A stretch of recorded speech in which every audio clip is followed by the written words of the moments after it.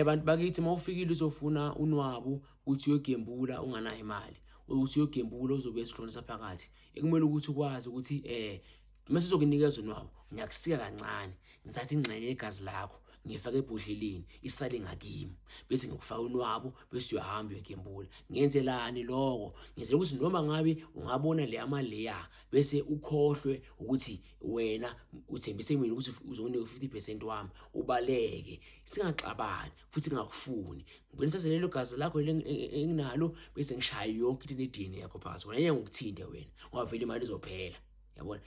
Ngizoshaya yonke into eDNA yakho phakathi. Kubalekile ukuthi ukwazi lokuthi ngeke ungikhose, ngoba igazi lakho lizosala la mawuzohamba uyogembula wena. Once wathatha ngisho i1 rand, ngisho i1 rand ungikhosile, ngoba ngithe mina 50-50 uyihlukanisa kanjani le mali mina ngakafiki? Ngoba ufike nayo la kuqala bese yahlukanisa.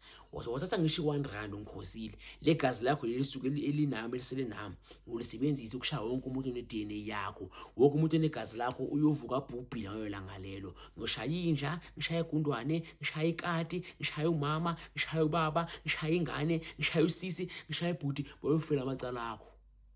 Wonke umuntu onegazi lakho ngayo langa lelo udumela amabhasi. Wayenge ngokuthinta wena, ngoba phela yazi umuntu mambulala umenzela ifavor. Phela mazoshaya wena ngikuzela ifavor. So wena ngifuna uphile, usafare, ungcwabe amalungu omndeni wakho wonke ngeSunday 1. Mangabe Saturday 1, kodwa for that particular weekend uyabangcwaba bonke. Ngeke kusale ngisho indlela zokubulala ngayo leyo. Ngeke ngithathe umuthi wami ngishaye wena, ngoba ngikwezile ifavor ngoba mangihlanganisa nabakini. Mangishaya laba bakini abaphilayo ukuze uzosala uwedwa emhlabeni. Usale ungqunu ukwazi ukubona ukuthi abantu bayahlonishwa. Nale mali uzobuyibona lizophela masivele.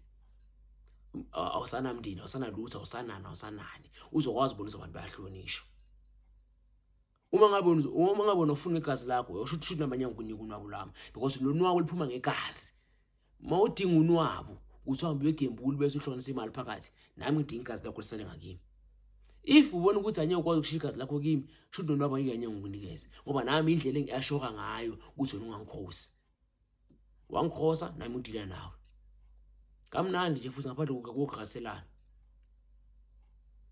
Nikhumbulise inkinga nganasixazululo. Usibe inkinga kusho khona lesixazululo. Mawudinga unwabu buzo lithatha, kodwa igazi lakho lisala ngakimi. Uthi masobuyisa imali sayihlukanisa bese ngikunika ibhodlela lakho linegazi lakho. Iphelile indaba.